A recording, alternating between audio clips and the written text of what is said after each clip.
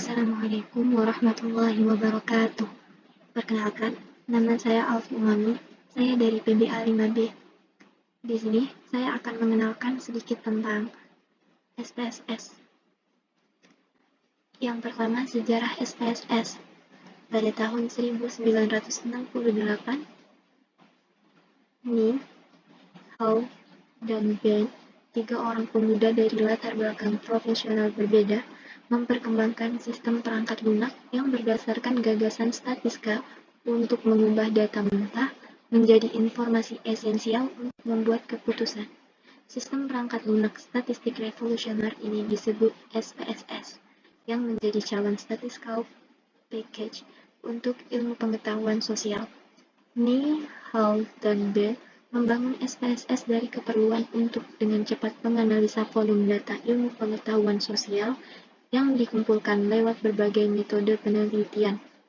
Dilakukan kerja pertama di SPSS di Stanford University dengan maksud untuk membuatnya tersedia hanya untuk konsumsi lokal dan tidak ada distribusi internasional. Ni seorang ilmuwan sosial dan Stanford doctoral calon mengambil target sasaran dan menetapkan kebutuhan.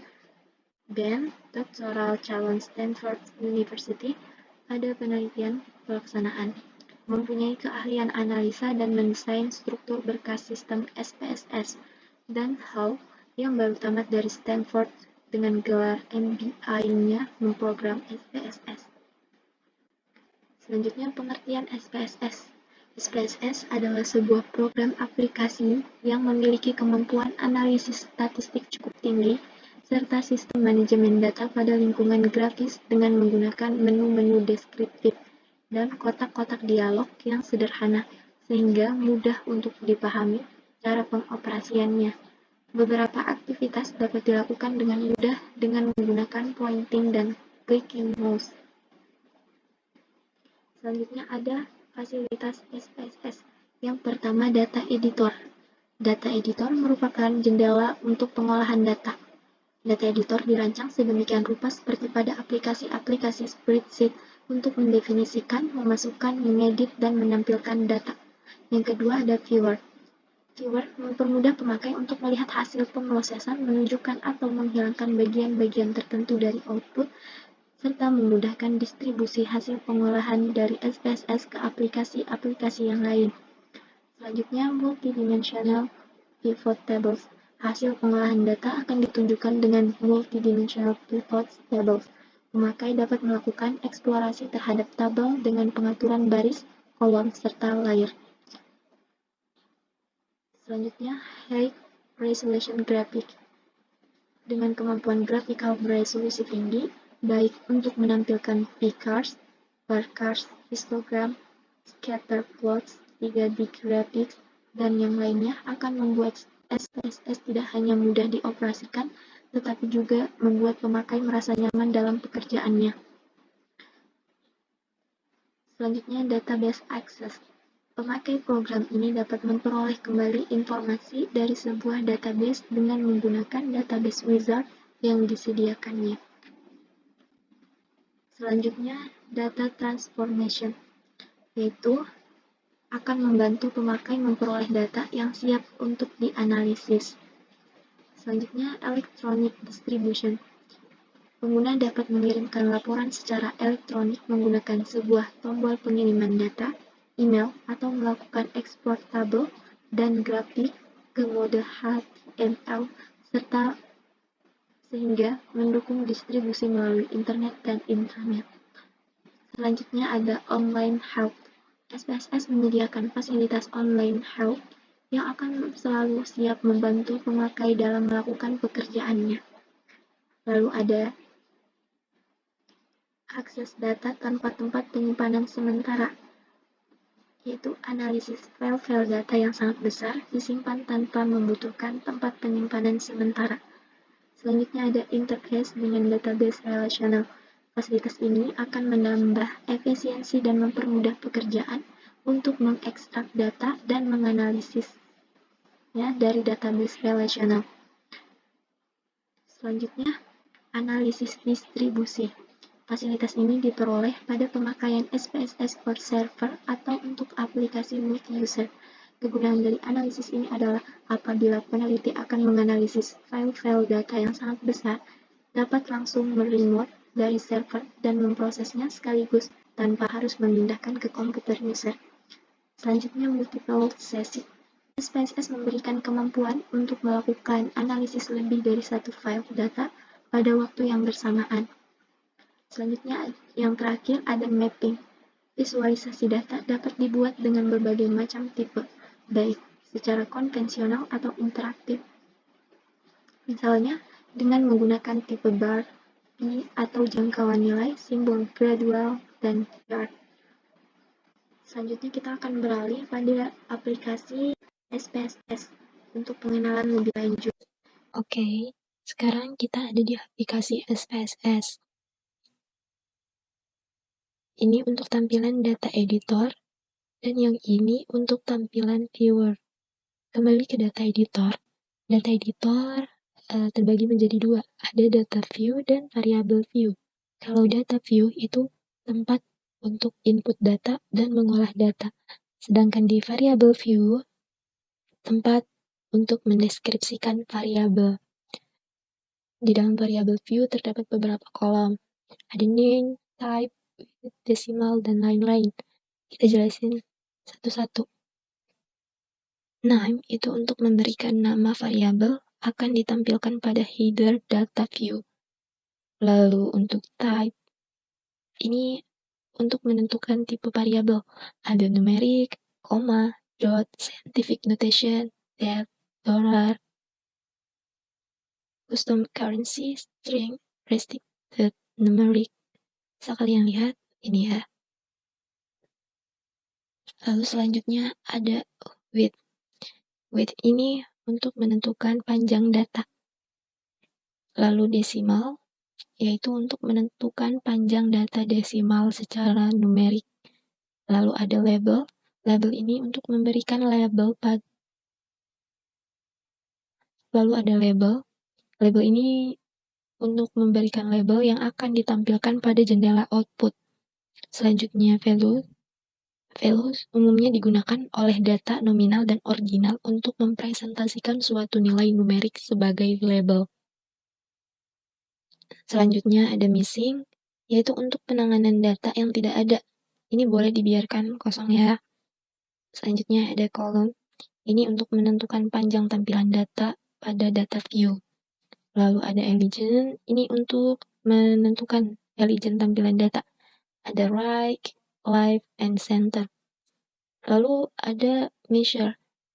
Measure ini untuk menentukan tipe data. Ada nominal, ordinal, dan scale. Lalu yang terakhir ada role. Role ini digunakan untuk menentukan peranan variabel dalam melakukan analisis data. Terus terbagi juga nih role. Ada input, ada target, ada bulk, non, partition, split. Oke. Terus ada juga menu-menu bar, ada file, edit, view, data, dan lain-lain. Kita jelasin satu-satu. Menu file yaitu menu file adalah menu bar yang menyediakan perintah-perintah terkait fungsi manajemen file, seperti membuka file, menyimpan file, export file, import file, dan lain-lain. Selanjutnya ada menu edit.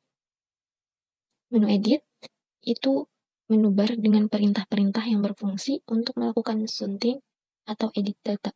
Misalnya undo, redo, cut, copy, paste, dan lain-lain.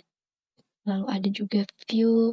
View ini untuk melakukan konfigurasi tampilan dari jendela SPSS terkait menampilkan dan menyembunyikan perintah. Beberapa di antaranya ada status bar, toolbar, menu editor, fonts, dan lain-lain. Lalu ada data. Nah, menu data ini yang digunakan untuk melakukan pemrosesan data. Selanjutnya lanjut pada menu transform, yaitu untuk menu bar yang berfungsi untuk melakukan transformasi variabel terkait pembentukan variabel baru dari variabel-variabel yang telah ada.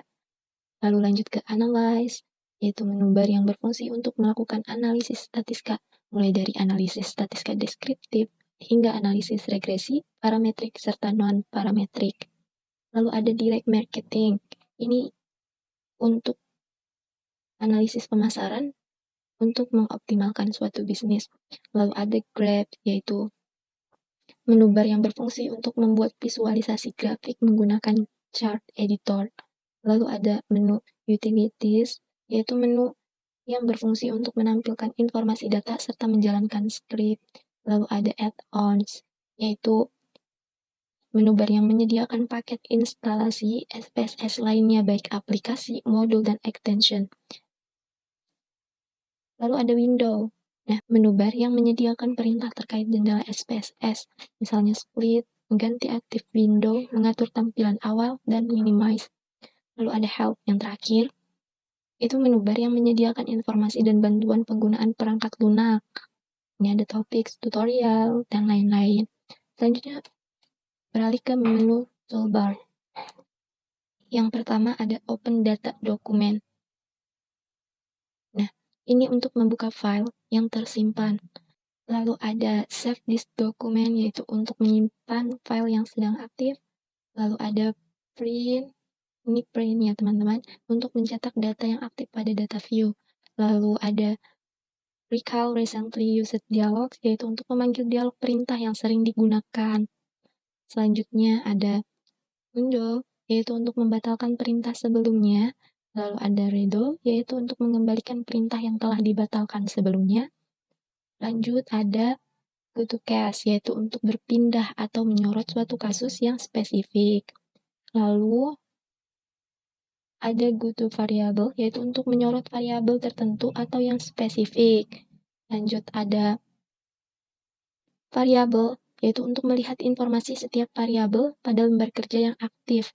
Selanjutnya ada find, yang berfungsi untuk mencari suatu nilai dari data view yang aktif dan juga tersedia untuk menggantikan nilai tersebut. Lalu ada insert cases, yaitu untuk menambah kasus baru di sel yang disorot. Lanjut ke insert variable, ini untuk menambah atau menyisipkan variabel baru. Lalu ada split file, yaitu untuk memecah dataset berdasarkan variabel. Ini untuk mempermudah analisis khusus terhadap variabel tertentu. Lanjut pada which, yaitu untuk menentukan bobot variabel. Lanjut ada select case, yaitu untuk menyorot kasus yang spesifik. Lanjut pada value labels, yaitu untuk mengganti tampilan value atau label pada data view. Hal ini berkaitan dengan ordinal dan nominal measurement. Lanjut ada use variable set, yaitu untuk memilih variabel yang akan digunakan untuk analisis data secara menyeluruh. Lalu show all variable, yaitu untuk menampilkan semua variabel. Lalu yang terakhir ada spell check, yaitu untuk mengecek kesalahan ejak bergantung konfigurasi bahasa yang aktif. Oke, itu saja sedikit pengenalan aplikasi SPSS dari saya. Kurang dan lebihnya mohon maaf. Sekian dari saya. Wassalamualaikum warahmatullahi wabarakatuh. Sampai ketemu di video selanjutnya.